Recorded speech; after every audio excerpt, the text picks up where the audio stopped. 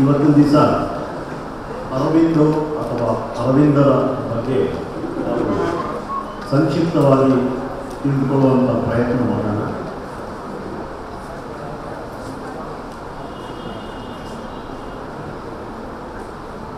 ಇವತ್ತಿನ ವಿಷಯ ಸೂಚಿ ಅಂದರೆ ಅಜೆಂಡಾ ಈ ರೀತಿ ಇದೆ. ಮೊದಲನೇದಾಗಿ ಅರವಿಂದರು ಅಂದರೆ ಯಾರು ಅಂತ ತಿಳ್ಕೊಳ್ಳೋಣ. ಅವರ ಜೀವನವನ್ನು ನಾವು 3 ಘಟ್ಟಗಳಲ್ಲಿ ವಿಶ್ಲೇಷಿಸಬಹುದು. ಮೊದಲನೇದು ಬಾಲ್ಯ ಮತ್ತು ವಿದ್ಯಾಭ್ಯಾಸ, ಎರಡನೇದು ಅವರ ಕ್ರಾಂತಿಕಾರಿ ಜೀವನ, ಸ್ವತಂತ್ರ ಹೋರಾಟಗಾರರ ಜೀವನ, ಮೂರನೇದು ಅವರ ಯೋಗ ಜೀವನ, ಕೊನೆಯದಾಗಿ ಪ್ರಶ್ನೆ ಮತ್ತು ಉತ್ತರ. ಎಲ್ಲ ಆದಮೇಲೆ ನಿಮಗೆ ನಾವು ಪ್ರಶ್ನೆಗಳಿದೆ ಅದನ್ನು ಕೇಳ್ಬೋದು, ಅದನ್ನು ಉತ್ತರಿಸುವಂಥ ಪ್ರಯತ್ನ ನಾನು ಮಾಡ್ತೀನಿ.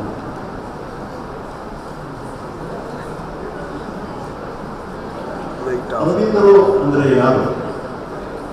ಅರವಿಂದರು ಮೂಲತಃ ಬೆಂಗಾಲ್ದವರು. ಕಲ್ಕತ್ತಾದಲ್ಲಿ ಇವರ ಜನನ ಆಯಿತು. ನಾನು ಹೇಳಿದಂಗೆ ಇವರ ಜೀವನ 3 ಘಟ್ಟದಲ್ಲಿ ನಾವು ವಿಶ್ಲೇಷಿಸಬಹುದು. ಕಡೆಯ ಘಟ್ಟ ಅವರು ಯೋಗಿಯಾಗಿ ದಕ್ಷಿಣ ಭಾರತದ ಪಾಂಡಿಚೇರಿಯಲ್ಲಿ ತಮ್ಮ ಕೊನೆಯ ಕಾಲವನ್ನು ಕಳೆದರು. ಅರವಿಂದರನ್ನ ಏನಂತ ಇತಿಹಾಸಕಾರರು ಗುರುತಿಸ್ತಾರೆ, ಏನಂತ ಜನಗಳು ಗುರುತಿಸ್ತಾರೆ ಅಂದರೆ ಅವರು ಭಾರತೀಯ ತತ್ವಜ್ಞಾನಿ, ಯೋಗದ ಗುರು ಮತ್ತು ಆಧುನಿಕ ಕಾಲದ ಮಹರ್ಷಿ ಅಂತ ಹೇಳ್ತಾರೆ. ಅವರನ್ನ ಕವಿ ಅಂತೂ ಕೂಡ ಕರೀತಾರೆ. ಅವರನ್ನ ಮೌನಿ ಅಂದರೆ ಹೆಚ್ಚು ಮಾತಾಡ್ತಾ ಇರಲಿಲ್ಲ, ಅವರು ಮೌನವಾಗಿರುವಂತಹ ಯೋಗಿ ಅಂತೂ ಕರೀತಾರೆ. ಅವರನ್ನ ಭಾರತೀಯ ರಾಷ್ಟ್ರೀಯವಾಗಿ ಇಂಡಿಯನ್ ನ್ಯಾಷನಲಿಸ್ಟ್ ಅಂತೂ ಗುರುತಿಸ್ತಾರೆ. ಕಡೆಯದಾಗಿ ಅವರನ್ನ ವಿಜ್ಞಾನಿ ಅಂತೂ ಕೂಡ ಕೂಗ್ತಾರೆ. ಇವರು ಭೌತಿಕ ವಸ್ತು ಅಥವಾ ಮ್ಯಾಟರ್ ಅದರ ಮೇಲೆ ಬರೆದಂಥ ಪ್ರಬಂಧ ವಿಜ್ಞಾನಿಗಳ ಕುತೂಹಲ ಕೆರಳಿಸಿದೆ. ಇವರನ್ನ ವಿಜ್ಞಾನಿ ಅಂತೂ ಕೂಡ ಕೂಗ್ತಾರೆ.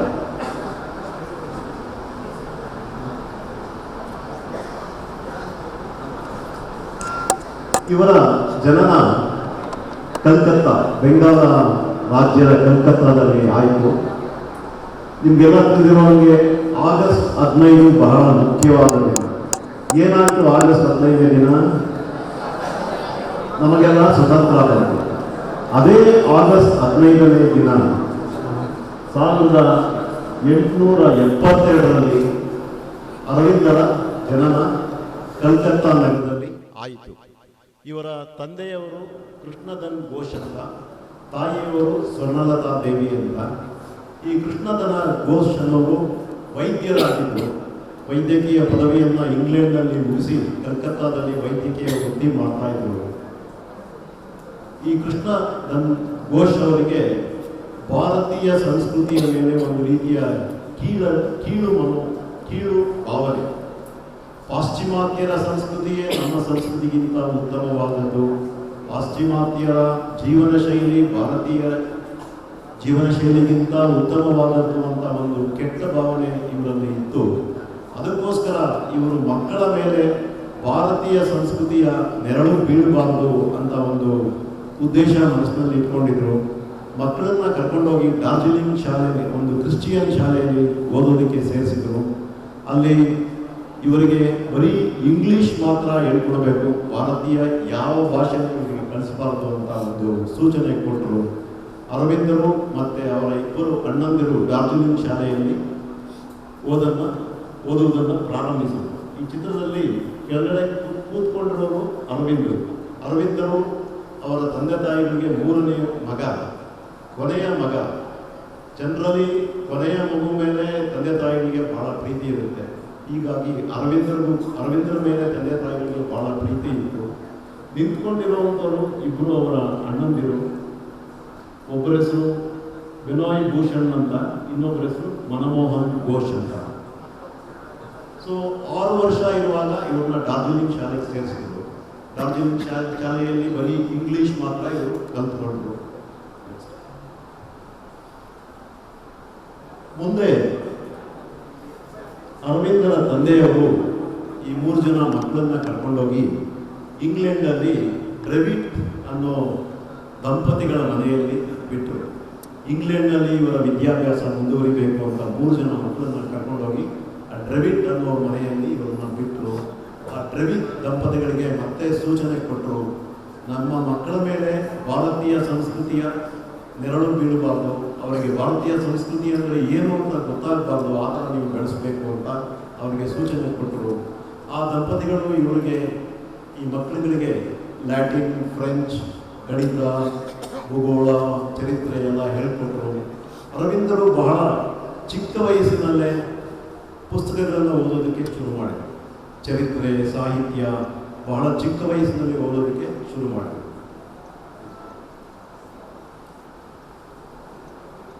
ಅರವಿಂದರು ಸುಮಾರು 14 ವರ್ಷಗಳ ಕಾಲ ಇಂಗ್ಲೆಂಡಲ್ಲಿ ಕಳೆದರು. ಅವರ ಓದು ಮ್ಯಾಂಚೆಸ್ಟರ್ನಲ್ಲಿ ಶುರುವಾಯಿತು. ಆಮೇಲೆ ಅವರು ಲಂಡನ್ ವಿಶ್ವವಿದ್ಯಾಲಯದಲ್ಲಿ ಓದು ಮುಂದುವರಿಸಿದರು. ಕಡೆಯಲ್ಲಿ ಕೇಂಬ್ರಿಡ್ಜ್ ವಿಶ್ವವಿದ್ಯಾಲಯದಲ್ಲಿ ಓದು ಮುಂದುವರಿಸಿದರು. ಸುಮಾರು 14 ವರ್ಷಗಳ ಕಾಲ ಇವರು ಇಂಗ್ಲೆಂಡ್ನಲ್ಲಿ ಓದಿದರು. ಇಂಗ್ಲೆಂಡ್ನಲ್ಲಿ ಇರುವಾಗ ಇವರಿಗೆ ಸಾಹಿತ್ಯದ ಮೇಲೆ ಸಾಕಷ್ಟು ಪ್ರಶಸ್ತಿಗಳು, ಸಾಕಷ್ಟು ಬಹುಮಾನಗಳು ಬಂದವು. ಇವರು ಕೇಂಬ್ರಿಡ್ಜ್ನಲ್ಲಿರುವಾಗ ಇವರ ತಂದೆಯವರು ಇವರಿಗೆ ICS ಪರೀಕ್ಷೆಯನ್ನು ನೀವು ಪಾಸ್ ಮಾಡುವಂಥ ಒಂದು ಸೂಚನೆ ಕೊಡ್ತಾರೆ. ಆಗಿನ ಕಾಲದಲ್ಲಿ ICS ಪರೀಕ್ಷೆಯನ್ನು ಬ್ರಿಟಿಷರು ನಡೆಸ್ತಾ ಇದ್ರು. ICS ಪರೀಕ್ಷೆಯಲ್ಲಿ ಯಾರು ಪಾಸ್ ಮಾಡ್ತಾರೆ ಅವರಿಗೆ ಬ್ರಿಟಿಷ್ ಸರ್ಕಾರದಲ್ಲಿ ದೊಡ್ಡ ಉದ್ಯೋಗ ಕೊಡ್ತಾಯಿದ್ರು, ಕೈ ತುಂಬ ಸಂಬಳ ಕೊಡ್ತಾಯಿದ್ರು. ಸುಮಾರು ಭಾರತೀಯರು ICS ಪಾಸ್ ಮಾಡಿ ಬ್ರಿಟಿಷರ ಕೈ ಕೆಳಗೆ ಕೆಲಸ ಮಾಡ್ತಾಯಿದ್ರು. ಅರವಿಂದರ ತಂದೆಯವರು ನೀನು ಕೂಡ ICS ಎಕ್ಸಾಮ್ ಪಾಸ್ ಮಾಡಿ ಬ್ರಿಟಿಷ್ ಸರ್ಕಾರದಲ್ಲಿ ಕೆಲಸ ಮಾಡೋದಕ್ಕೆ ಶುರು ಮಾಡುವಂಥ ಒಂದು ಸೂಚನೆ ಕೊಟ್ಟರು. ಅರವಿಂದರಿಗೆ ಪರೀಕ್ಷೆಗಳು ಪಾಸ್ ಮಾಡೋದು ಬಹಳ ಸುಲಭದ ಕೆಲಸ. ಅವರು ಅತ್ಯಂತ ಉತ್ತಮ ವಿದ್ಯಾರ್ಥಿಯಾಗಿದ್ದರು. ಅವರಿಗೆ ಎಕ್ಸಾಮ್ನಲ್ಲಿ ಮಾರ್ಕ್ಸ್ ತೆಗೆಯೋದು ಬಹಳ ಸುಲಭದ ಕೆಲಸ. ICS ಪರೀಕ್ಷೆಗಳನ್ನು ನಿರಾಯಾಸವಾಗಿ ಪಾಸ್ ಮಾಡಿದರು. ICS ಪರೀಕ್ಷೆಯ ಕಡೆಯ ಹಂತ ಕುದುರೆ ಸವಾರಿ ಮಾಡಿ ತೋರಿಸೋದು. ಏಕೆಂದರೆ ಬ್ರಿಟಿಷ್ ಅಧಿಕಾರಿಗಳು ಭಾರತದಲ್ಲೆಲ್ಲ ಕುದುರೆ ಮೇಲೆ ಓಡಾಡ್ತಾ ಇದ್ರು. ಅವರಿಗೆ ಕುದುರೆ ಸವಾರಿ ಬರಲೇಬೇಕು. ಕುದುರೆ ಸವಾರಿ ಮಾಡಿ ತೋರಿಸಿದ್ರೆ ICS ಕಡೆಯಲ್ಲಿ ಪಾಸ್ ಆಯಿತು ಅಂತ ಒಂದು ಸರ್ಟಿಫಿಕೇಟ್ ಕೊಡೋರು. ಅರವಿಂದರಿಗೆ ಆಗಲೇ ಒಂದು ರೀತಿಯ ಬ್ರಿಟಿಷರ ಮೇಲೆ ಒಂದು ರೀತಿಯ ಅಸಹ್ಯ ಆಗಿ ಉಟ್ಕೊಂಡಿತ್ತು. ಅವರಿಗೆ ಬ್ರಿಟಿಷರ ಕೈಗಳಿಗೆ ನಾನು ಕೆಲಸ ಮಾಡಬಾರ್ದು ಅಂತ ಆ ಕುದುರೆ ಸವಾರಿ ಪರೀಕ್ಷೆಗೆ ಹೋಗದೆ ಅವರ ಸ್ವಇಚ್ಛೆಯಿಂದಲೇ ಆ ಎಕ್ಸಾಮ್ನಲ್ಲಿ ಪಾಸ್ ಆಗಲಿಲ್ಲ. ಈ ವಿಷಯ ಅವರ ತಂದೆಯವರಿಗೆ ತಿಳಿತು. ಮಗ ಬ್ರಿಟಿಷ್ ಅಧಿಕಾರಿ ಆಗ್ತಾನೆ ಅಂದ್ಕೊಂಡಿದ್ರು. ಆದರೆ ಮಗ ICS ಪರೀಕ್ಷೆನ ಪಾಸ್ ಮಾಡಲಿಲ್ಲ. ಇದೇ ಸಮಯದಲ್ಲಿ ಇಂಗ್ಲೆಂಡ್ನಲ್ಲಿ ಗುಜರಾತಿನ ಬರೋಡಾ ಮಹಾರಾಜ ರಾವ್ ಗಾಯಕ್ವಾಡ್ ಅನ್ನೋರು ಪ್ರವಾಸದ ಮೇಲಿದ್ದರು. ಯಾರೋ ಮಿತ್ರರ ಮೂಲಕ ಅರವಿಂದರನ್ನ ಅವರು ಭೇಟಿಯಾದರು. ಆ ಭೇಟಿಯ ಸಮಯ ಬಹುಶಃ ಒಂದು 20ರಿಂದ 30 ನಿಮಿಷ ಇರ್ಬೋದು. ಆ ಸ್ವಲ್ಪ ಸಮಯದಲ್ಲಿ ಮಹಾರಾಜರಿಗೆ ಅರವಿಂದ ಅನ್ನೋ ಹುಡುಗ, ಆಗ ಸುಮಾರು 20ರಿಂದ 21 ವರ್ಷದ ಹುಡುಗ ಅರವಿಂದರು, ಎಂತಹ ಬುದ್ಧಿವಂತ, ಎಂತಹ ದೇಶಭಕ್ತಿ ಇವರಿಗಿದೆ, ಇವನು ಇಂಗ್ಲೆಂಡ್ನಲ್ಲಿ ಸಮಯ ವೇಸ್ಟ್ ಮಾಡ್ತಾ ಇದ್ದಾನೆ, ಇವನನ್ನು ಭಾರತಕ್ಕೆ ಕರ್ಕೊಂಡು ಹೋಗಬೇಕು ಅಂದ್ಬಿಟ್ಟು, ನೀನು ಬರೋಡಾಗೆ ಬಂದ್ಬಿಡು, ನಿಮಗೆ ಒಂದು 200 ರೂಪಾಯಿ ಸಂಬಳದ ಒಂದು ಕೆಲಸ ಕೊಡ್ತೀನಿ, ಬರೋಡಾ ಸರ್ಕಾರದಲ್ಲಿ ನೀನು ಕೆಲಸ ಮಾಡು ಅಂತ ಹೇಳಿದರು. ಅರವಿಂದರು ತಕ್ಷಣ ಭಾರತಕ್ಕೆ ಬರುವ ಏರ್ಪಾಟ್ ಮಾಡಿಕೊಂಡರು. ಅರವಿಂದರು ಇಂಗ್ಲೆಂಡಿನಲ್ಲಿ ಇದ್ದಿದ್ದು ಪಾಶ್ಚಿಮಾತ್ಯ ಸಂಸ್ಕೃತಿಯ ಮಧ್ಯೆ. ಅವರು ಇದ್ದಿದ್ದ ಮನೆಯೇ ಪಾಶ್ಚಿಮಾತ್ಯರ ಮನೆ. ಸುತ್ತಲೂ ಪಾಶ್ಚಿಮಾತ್ಯರ ಸಂಸ್ಕೃತಿ, ಪಾಶ್ಚಿಮಾತ್ಯರ ಜೀವನ ಶೈಲಿ. ಅಂತಹ ವಾತಾವರಣದಲ್ಲಿ ಕುಳಿತುಕೊಂಡು ಅವರಿಗೆ ಭಾರತದ ಮೇಲೆ ಅತಿಯಾದ ಭಕ್ತಿ, ಅತಿಯಾದ ಪ್ರೀತಿ ಬೆಳೆಯಿತು. ಇದೊಂದು ದೈವ ಸಂಕಲ್ಪ ಅಂತ ಹೇಳಬೇಕು. Generally people are influenced by the ambience. ನಾವು ಯಾವ ವಾತಾವರಣದಲ್ಲಿ ಬೆಳಿತೀವಿ ಆ ವಾತಾವರಣ ನಮ್ಮ ಮೇಲೆ ಪ್ರಭಾವ ಬೀರ್ತದೆ.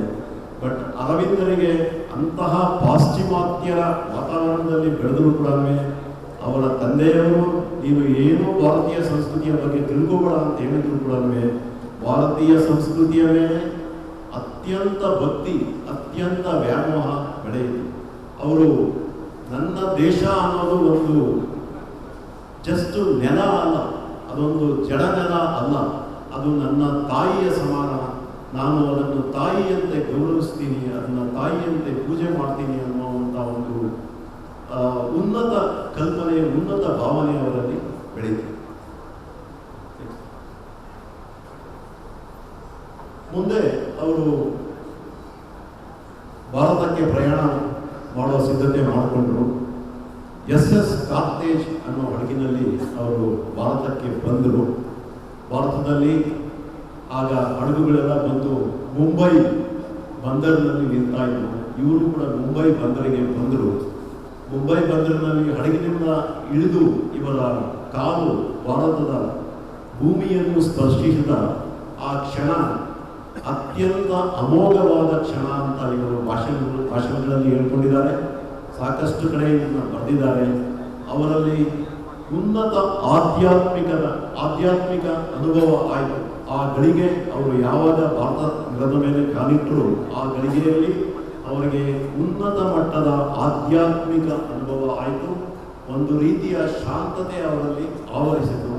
ಇದು ಅವರ ಆಧ್ಯಾತ್ಮಿಕ ಜೀವನದ ಮಂಗಳಕರ ಪ್ರಾರಂಭ ಅಂತ ಕೂಡ ಅವರು ಬರ್ಕೊಂಡಿದ್ದಾರೆ. ಗುಜರಾತ್ ಬರೋಡಾದಲ್ಲಿ ಬಹಳಷ್ಟು ವರ್ಷ ಇವರು ಕಳೆದರು. ಬರೋಡಾ ಕಾಲೇಜಿನಲ್ಲಿ ಫ್ರೆಂಚ್ ಪಾಠ ಮಾಡ್ತಾ ಇದ್ದರು. ಮಹಾರಾಜರಿಗೆ ಸಹಾಯಕರಾಗಿದ್ದರು. ಆ ವರ್ಷಗಳಲ್ಲಿ ಅವರು ಮಹಾರಾಜರಿಗೆ ಅತಿ ಆಪ್ತರು ಕೂಡ ಆದರು. ಮಹಾರಾಜರಿಗೆ ಭಾಷಣ ಬರ್ಕೊಡ್ತಾ ಇದ್ದರು.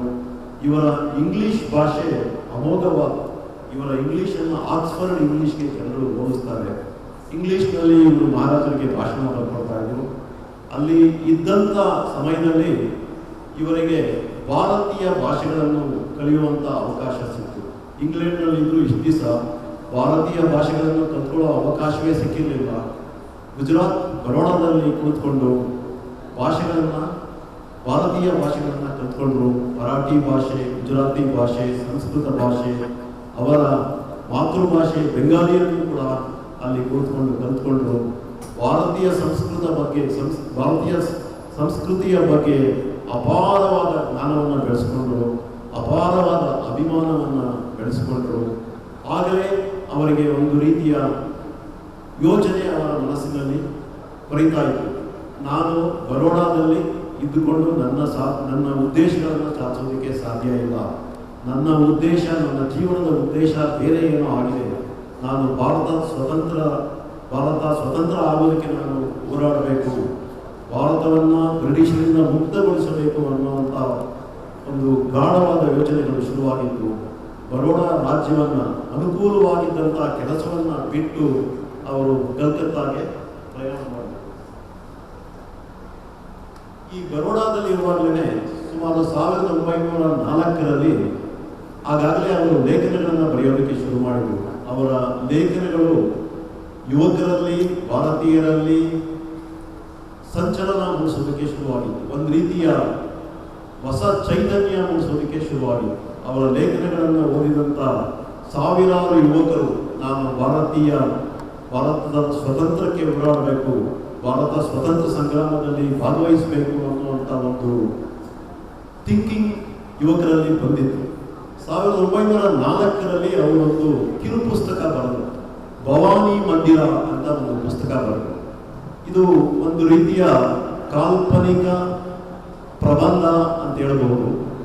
ಈ ಪ್ರಬಂಧದಲ್ಲಿ ಅವರು ಪ್ರತಿಯೊಬ್ಬನಿಗೂ ಶಕ್ತಿಯ ಅವಶ್ಯಕತೆ ಇದೆ. ಶಕ್ತಿ ಅಂದರೆ ಇಲ್ಲಿ ಕಾಳಿ ಮಾತೆಯ ಶಕ್ತಿಯ ಅವಶ್ಯಕತೆ ಇದೆ. ಈ ಶಕ್ತಿ ಪ್ರತಿಯೊಬ್ಬನಲ್ಲೂ ಬಂದರೆ ಅವನು ಭಾರತ ಮಾತೆಯ ಸೇವೆ ಮಾಡೋದಕ್ಕೆ ಸಾಧ್ಯ, ಭಾರತವನ್ನು ಬ್ರಿಟಿಷರಿಂದ ಬಿಡುಗಡೆಗೊಳಿಸೋದಕ್ಕೆ ಸಾಧ್ಯ ಅಂತ ಈ ಪುಸ್ತಕದಲ್ಲಿ ಬರೆದರು. ಈ ಭವಾನಿ ಮಂದಿರ ಅನ್ನೋ ಪುಸ್ತಕ ಸಾಕಷ್ಟು ಸಂಚಲನೆಯನ್ನು ಮೂಡಿಸಿತು. ಸಾಕಷ್ಟು ಯುವಕರು ಇದನ್ನು ಓದಿ ಪ್ರಚೋದಿತರಾಗಿ ಸ್ವತಂತ್ರ ಸಂಗ್ರಾಮದಲ್ಲಿ ಭಾಗವಹಿಸೋದಕ್ಕೆ ಶುರು ಮಾಡಿದರು. ಇದನ್ನೆಲ್ಲ ನೋಡಿದಂಥ ಆಗಿನ ಬ್ರಿಟಿಷ್ ವೈಸ್ರಾಯ್, ಈ ಅರವಿಂದೋ ಅನ್ನೋ ವ್ಯಕ್ತಿ ಅತ್ಯಂತ ಅಪಾಯಕಾರಿ ವ್ಯಕ್ತಿ, ಬ್ರಿಟಿಷ್ ಸರ್ಕಾರಕ್ಕೆ ಅತ್ಯಂತ ಅಪಾಯಕಾರಿ ವ್ಯಕ್ತಿ, ನಾವು ಇವರ ಮೇಲೆ ಒಂದು ಕಣ್ಣಿಡಬೇಕು, ಇವನು ಕೆಲಸಗಳನ್ನು ಮಾಡದೇ ಇರುವಂಗೆ ತಡೆಯಬೇಕು ಅಂತ ಆಗಲೇ ನಿರ್ಧರಿಸಿದ್ದ. ಅಲ್ಲಿದ್ದಂಥ ಬ್ರಿಟಿಷ್ ಅಧಿಕಾರಿಗಳಿಗೆ ಈ ಸಂದೇಶವನ್ನು ಕೊಟ್ಟಿದ್ದ. ನಾವು we have to keep a eye on this Aurobindo, we have to see what all he is doing and we have to protect ourselves ಅಂತ ಆಗಲೇ ಒಂದು ಸೂಚನೆ ಕೊಟ್ಟಿದ್ದ.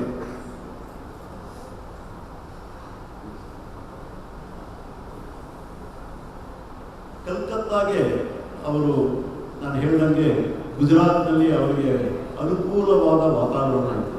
ಕೈನಲ್ಲಿ ಸಾಕಷ್ಟು ಸಂಬಳ ಸಿಗ್ತಾ ಇತ್ತು. ಮಹಾರಾಜರು ಅವರಿರೋದಕ್ಕೆ ಒಳ್ಳೆಯ ಮನೆಯನ್ನೆಲ್ಲ ಕೊಟ್ಟಿದ್ರು. ಅವರು ಓಡಾಡೋದಕ್ಕೆ ಒಂದು ಕುದುರೆ ಗಾಡಿಯನ್ನು ಕೂಡ ಕೊಟ್ಟಿದ್ರು. ಬಹಳ ಅನುಕೂಲವಾದ ವಾತಾವರಣದಲ್ಲಿದ್ದರು. ಅದನ್ನು ಬಿಟ್ಟು ಅವರು ಕಲ್ಕತ್ತಾ ನಗರಕ್ಕೆ ಬಂದರು. ಅಲ್ಲಿ ಯಾವುದೋ ಒಂದು ನ್ಯಾಷನಲ್ ಕಾಲೇಜನ್ನು, ಒಂದು ಕಾಲೇಜಿನ ಪ್ರಿನ್ಸಿಪಾಲ್ ಆಗಿ ಕಡಿಮೆ ಸಂಬಳಕ್ಕೆ ಕೆಲಸ ಶುರು ಮಾಡಿದರು. ಅವರ ಉದ್ದೇಶ ಏನಾಗಿತ್ತು? ಆಗ ಬೆಂಗಾಲ್ ಒಂದು ಸ್ವತಂತ್ರ ಚಳುವಳಿಯ ಕೇಂದ್ರ ಬಿಂದು ಆಗಿತ್ತು. ಬೆಂಗಾಲಲ್ಲಿ ಆಗ ಸಾಕಷ್ಟು ಇಂಟಲೆಕ್ಚುಯಲ್ಸ್, ಸಾಕಷ್ಟು ದೇಶಭಕ್ತರು ಇದ್ದರು. ಇವಾಗಿನ ಬೆಂಗಾಲ್ ಬಹಳ ಬದಲಾವಣೆ ಆಗಿರುವಂಥ ಬೆಂಗಾಲ್. ಈಗ ನಾವು ಅಲ್ಲಿ ಅರವಿಂದರಂಥ ದೇಶಭಕ್ತರನ್ನು ನೋಡೋದಕ್ಕೆ ಸಾಧ್ಯ ಇಲ್ಲ.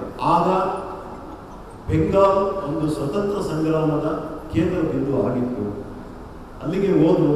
ಅಲ್ಲಿ ಕಡಿಮೆ ಸಂಬಳಕ್ಕೆ ಪ್ರಿನ್ಸಿಪಾಲ್ ಆಗಿ ಕೆಲಸ ಶುರು ಮಾಡಿಕೊಂಡು ಅಲ್ಲೇ ವಂದೇ ಮಾತರಂ ಅನ್ನೋ ಒಂದು ಪತ್ರಿಕೆ ಪ್ರಕಟ ಆಗ್ತಿತ್ತು. ಆ ಸಂಪಾದಕರ ಜೊತೆ ಕೈ ಜೋಡಿಸಿ ಆ ಪತ್ರಿಕೆಯಲ್ಲಿ ಲೇಖನಗಳನ್ನು ಬರೆಯೋದಕ್ಕೆ ಶುರು ಮಾಡಿದರು. ಮತ್ತೆ ಈ ಲೇಖನಗಳು ಅತ್ಯಂತ ತೀವ್ರ ಸಂಚಲನ ಮೂಡಿಸೋದಕ್ಕೆ ಶುರುವಾದವು. ಯುವಕರೆಲ್ಲ ಅವರ ಕೆಲಸಗಳನ್ನು ಬಿಟ್ಟು ಸ್ವತಂತ್ರ ಸಂಗ್ರಾಮದಲ್ಲಿ ಭಾಗವಹಿಸೋದಕ್ಕೆ ಮುಂದೆ ಬಂದರು. ಆಗ ನಾನು ಹೇಳಿದಾಗೆ ಬ್ರಿಟಿಷರು ಇವರ ಮೇಲೆ ಒಂದು ಕಣ್ಣಿಟ್ಟಿದ್ರು. ಇವರನ್ನ ಏನಾದರೂ ಮಾಡಿ ಇಂತಹ ಕೆಲಸಗಳು ಮಾಡದೇ ಇರುವಂತೆ ತಡಿಬೇಕು ಅಂತ ನೋಡ್ತಾ ಇದ್ರು. ಯಾವುದೋ ಒಂದು ಕುಂಟು ನೆಪ ಹೇಳಿ ಅವರನ್ನು ಬಂಧಿಸಿದರು. ಅವರ ವಿಚಾರಣೆ ನಡೀತು. ಬಟ್ ಅವರ ಮೇಲಿದ್ದಂಥ ಯಾವುದೇ ಅಪಾದನೆಗಳಿಗೆ ಬ್ರಿಟಿಷ್ ಸರ್ಕಾರ ಎವಿಡೆನ್ಸ್ ಕೊಡೋದಕ್ಕೆ ಆಗಲಿಲ್ಲ. ಅವರ ಬಿಡುಗಡೆ ಆಯಿತು. ಈ ಮಧ್ಯೆ ಈಗ ಅವರ ರಾಜಕೀಯ ಚಟುವಟಿಕೆಯ ಒಂದು ರೀತಿಯ ಪೀಕ್ ಅಂತ ಹೇಳಿದೆ. 24 ಅವರ್ಸ್ನಲ್ಲಿ ಸುಮಾರು 18ರಿಂದ 20 ಗಂಟೆಗಳ ಕಾಲ ಅವರು ಈ ಚಟುವಟಿಕೆಯಲ್ಲಿ ತೊಡಗಿದ್ರು. ಈ ಚಟುವಟಿಕೆಗಳ ಮಧ್ಯೆ ಅವರ ಮನಸ್ಸಿನಲ್ಲಿ ಯಾವುದೋ ಒಂದು ಆಧ್ಯಾತ್ಮಿಕ ಕರೆ ಹೊರಿತಾ ಇತ್ತು. ನಾನು ಆಧ್ಯಾತ್ಮಿಕ ಸಾಧನೆ ಮಾಡಬೇಕು, ಆಧ್ಯಾತ್ಮಿಕ ಪಥದಲ್ಲಿ ನಾನು ಮುಂದುವರಿಬೇಕು ಅನ್ನೋ ಒಂದು ಯೋಚನೆ ಅವರ ಮನಸ್ಸಿನಲ್ಲಿ ಹೊರಿತಾ ಇತ್ತು. ಈ ಸಮಯದಲ್ಲಿ ಅವರು ಒಬ್ಬ ಯೋಗ ಗುರುವನ್ನು ಭೇಟಿ ಆಗ್ತಾರೆ. ಆ ಯೋಗ ಗುರುವಿಂದ ದೀಕ್ಷೆ ಪಡೆದುಕೊಂಡು ಧ್ಯಾನ ಮಾಡುವಂಥ ಒಂದು ಪ್ರಕ್ರಿಯೆಯನ್ನು ಪ್ರಾರಂಭಿಸ್ತಾರೆ.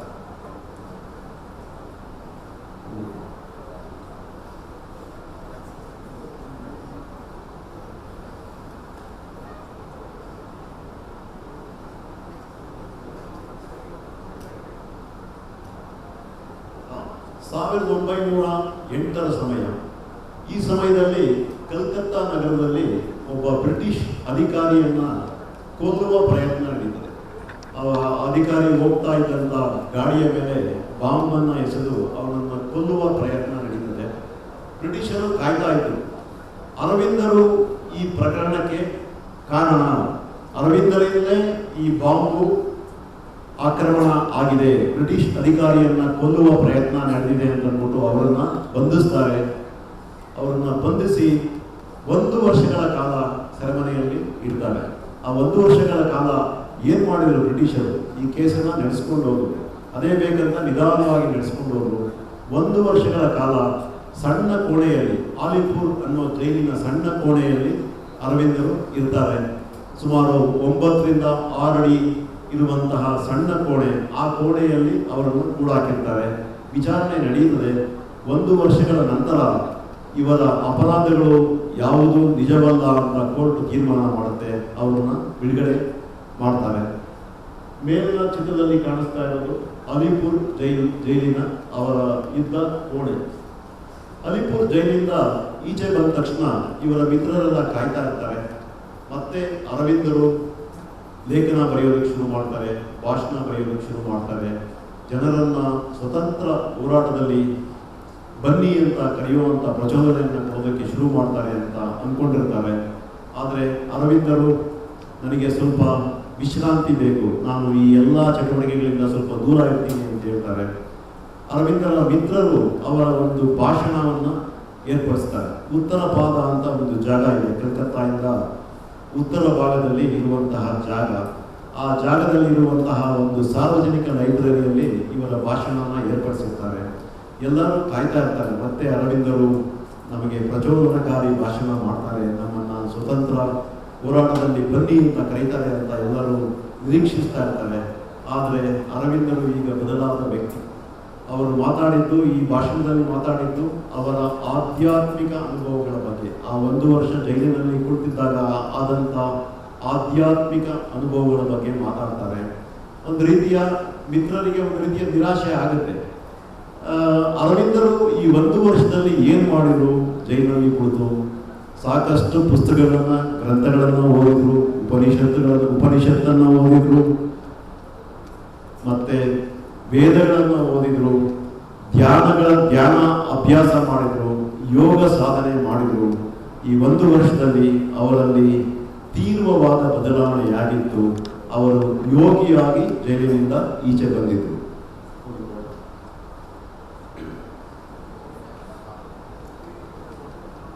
ಈ ಮಧ್ಯೆ ಬ್ರಿಟಿಷರು ಮತ್ತೆ ಇವರ ಮೇಲೆ ಏನಾದರೂ ಅಪರಾಧ ಹೊರಿಸಿ ಇವರನ್ನ ಮತ್ತೆ ಜೈಲಿಗೆ ಕಳಿಸ್ಬೇಕು ಅಂತ ನೋಡ್ತಾ ಇದ್ರು.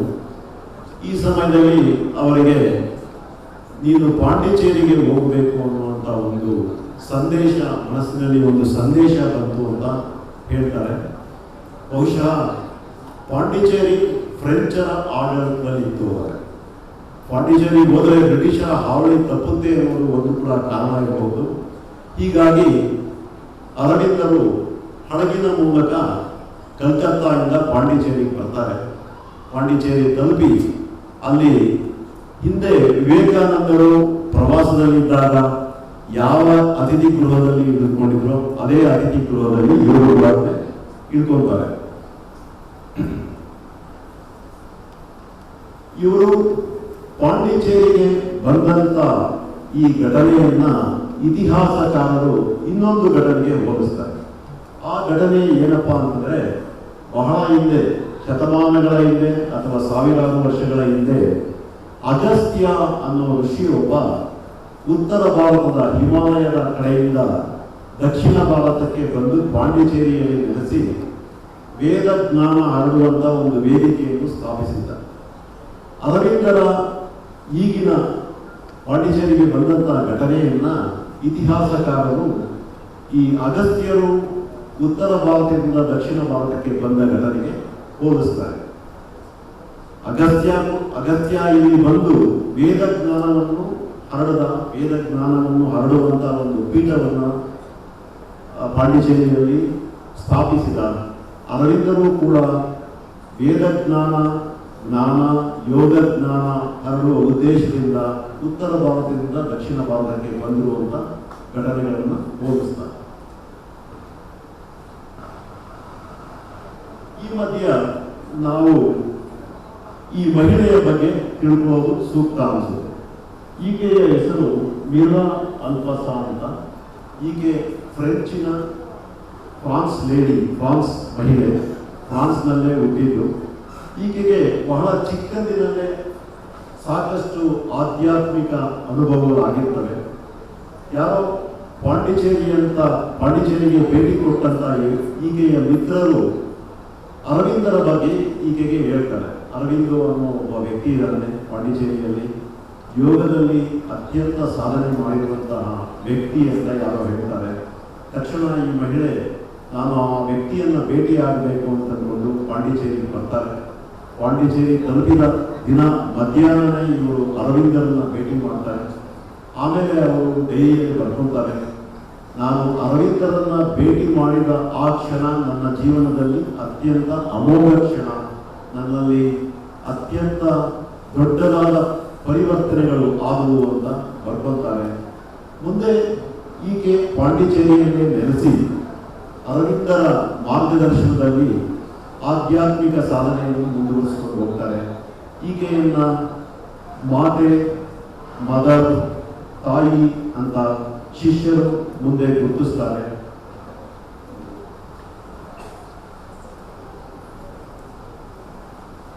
ಸುಮಾರು 1914ರಲ್ಲಿ ಅರವಿಂದರು ಒಂದು ಆರ್ಯ ಅಂತ ಒಂದು ಪತ್ರಿಕೆಯನ್ನು ಶುರು ಮಾಡ್ತಾರೆ.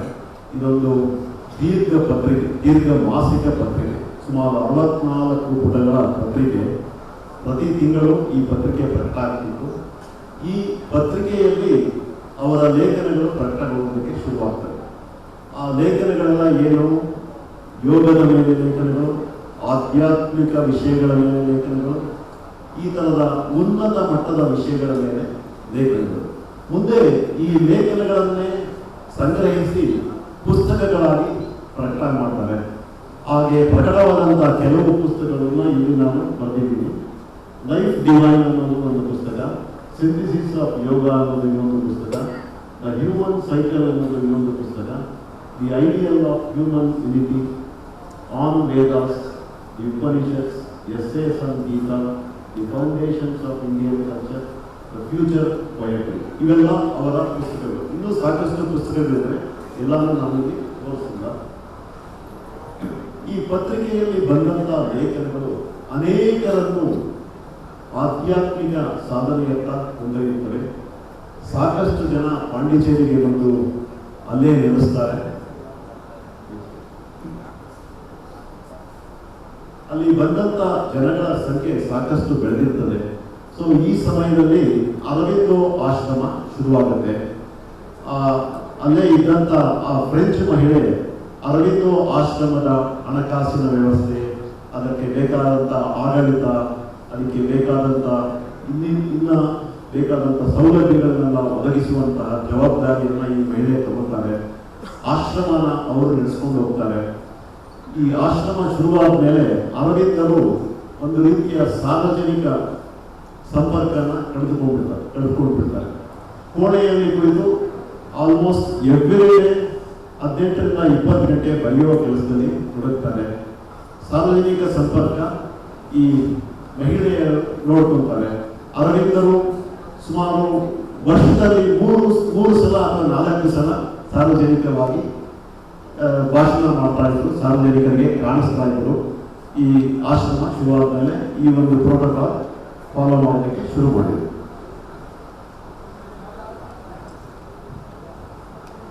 ನಾನು ಹೇಳಿದಂಗೆ 15ನೇ ಆಗಸ್ಟ್ ಸ್ವತಂತ್ರ ಬಂತು. ಆಗ ಅರವಿಂದರಿಗೆ 75 ವರ್ಷ. 75ನೇ ಅವರ ಹುಟ್ಟುಹಬ್ಬದ ದಿವಸನೇ ಭಾರತಕ್ಕೆ ಸ್ವತಂತ್ರ ಬಂತು. ಆ ದಿನ ಸಾರ್ವಜನಿಕರನ್ನ, ಶಿಷ್ಯರನ್ನ ಉದ್ದೇಶಿಸಿ ಅವರು ಒಂದು ಭಾಷಣ ಮಾಡಿದರು. ಆ ಭಾಷಣದಲ್ಲಿ ಅವರು ತಮ್ಮ 5 ಕನಸುಗಳ ಬಗ್ಗೆ ಮಾತಾಡಿದರು. ಯಾವುದಪ್ಪ ಈ 5 ಕನಸುಗಳು ಅಂತಂದ್ರೆ, ಮೊದಲ ಕನಸು ಮುಕ್ತ ಮತ್ತು ಅಖಂಡ ಭಾರತ. ಆ ದಿನ ಭಾರತಕ್ಕೆ ಸ್ವತಂತ್ರ ಬಂದಿತ್ತು. ಭಾರತ ಮುಕ್ತವಾಗಿತ್ತು, ಆದರೆ ಅಖಂಡವಾಗಿರಲಿಲ್ಲ. ಅಖಂಡ ಭಾರತ ಅಂತಂದ್ರೆ ಈಗಿರುವ ಭಾರತಕ್ಕಿಂತ ದೊಡ್ಡದಾದ ಭಾರತ ಅಂತ ಅಖಂಡ ಭಾರತನ ಅರ್ಥ ಮಾಡ್ಕೋಬೇಕಾಗ್ತದೆ. ಮುಕ್ತವಾಗಿತ್ತು, ಬಟ್ ಅಖಂಡವಾಗಿರಲಿಲ್ಲ. ಇದು ಅವರ ಮೊದಲ ಕನಸು. ಎರಡನೇ ಕನಸು ಏಷ್ಯಾ ಜನರ ಪುನರುತ್ಥಾನ ಮತ್ತು ವಿಮೋಚನೆ. ಏಷ್ಯಾ ಅಂದ್ರೆ ಇಲ್ಲಿ ಮೇನ್ಲಿ ಅವರು ಭಾರತದ ಬಗ್ಗೆ ಮಾತಾಡ್ತಾರೆ. ಭಾರತ ದೇಶ ಒಂದು ಸಮಯದಲ್ಲಿ ಅತ್ಯಂತ ಸಮೃದ್ಧವಾದ ದೇಶ, ಅತ್ಯಂತ ಶ್ರೀಮಂತವಾದ ದೇಶ. ಇಲ್ಲಿನ ಜನರ ಸಂಸ್ಕೃತಿ ಅತಿ ಉನ್ನತ ಮಟ್ಟದಲ್ಲಿತ್ತು. ಕಾರಣಾಂತರಗಳಿಂದ ಆಗಿನ ಸಮಯದಲ್ಲಿ ಭಾರತದ ಹಣಕಾಸಿನ ವ್ಯವಸ್ಥೆ ಅಥವಾ ಜೀವನ ಶೈಲಿ ಬಹಳ ಕೆಳಮಟ್ಟದಲ್ಲಿತ್ತು. ಈ ಭಾರತ ಪುನರುತ್ಥಾನ ಆಗಬೇಕು, ನಾವು ಮುಂಚೆ ಇದ್ದಂತಹ ನಮ್ಮ ವೈಭವ ಜೀವನದತ್ತ ಮತ್ತೆ ನಾವು ವಾಪಸ್ ಹೋಗಬೇಕು ಅನ್ನೋದು ಇವರ ಎರಡನೇ ಕನಸು. ಮೂರನೇ ಕನಸು ವಿಶ್ವ ಒಕ್ಕೂಟ. ಅಂದ್ರೆ ವಿಶ್ವವೇ ಒಂದು ರಾಷ್ಟ್ರವಾಗಬೇಕು, ರಾಷ್ಟ್ರಗಳ ನಡುವೆ ಯುದ್ಧಗಳಿರಬಾರದು, ರಾಷ್ಟ್ರಗಳ ನಡುವೆ ಭಿನ್ನಾಭಿಪ್ರಾಯಗಳಿರಬಾರದು ಅನ್ನೋದು ಇವರ ಮೂರನೇ ಕನಸು. ನಾಲ್ಕನೇ ಕನಸು ಜಗತ್ತಿಗೆ ಭಾರತ ನೀಡಿದ ಆಧ್ಯಾತ್ಮಿಕ ಜ್ಞಾನ. ಈ ಆಧ್ಯಾತ್ಮಿಕ ಜ್ಞಾನದ ಬೆಲೆ ಏನು, ಈ ಆಧ್ಯಾತ್ಮಿಕ ಜ್ಞಾನದಿಂದ ಏನೇನು ಸಾಧ್ಯ ಅನ್ನೋದು ಪ್ರಪಂಚಕ್ಕೆ ಗೊತ್ತಾಗಬೇಕು ಅನ್ನೋದು ಇವರ ನಾಲ್ಕನೇ ಕನಸು.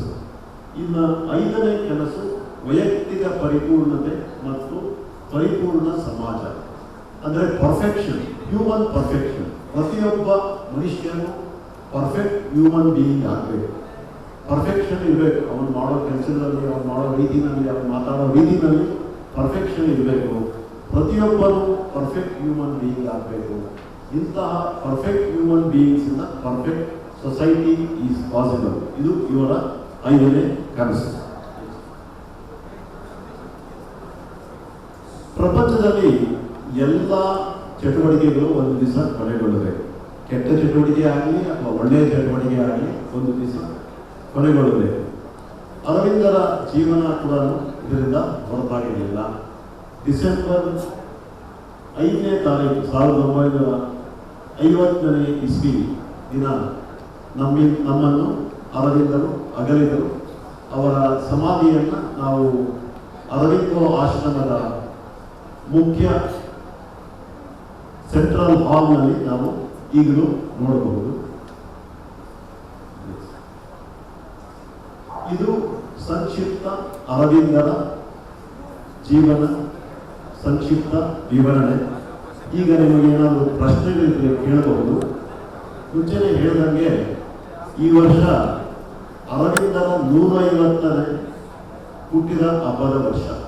ಆಗಸ್ಟ್ 15ಕ್ಕೆ ಅವರು ಹುಟ್ಟಿ 150 ವರ್ಷ ಆಗುತ್ತೆ. ಈ ಹುಟ್ಟಿದ ಹಬ್ಬನ ಅರವಿಂದೋ ಆಶ್ರಮ ಮತ್ತು ಅರವಿಂದೋ ಟ್ರಸ್ಟು ಅತಿ ವೈಭವವಾಗಿ ಆಚರಿಸಬೇಕು ಅಂತ ಒಂದು ಕಾರ್ಯಕ್ರಮ ಹಾಕೊಂಡಿದ್ದಾರೆ. ಈ ಕಾರ್ಯಕ್ರಮ ಬೆಂಗಳೂರಿನಲ್ಲಿ ಆಗಸ್ಟ್ 8ನೇ ತಾರೀಕು ನಡೆಯುತ್ತೆ.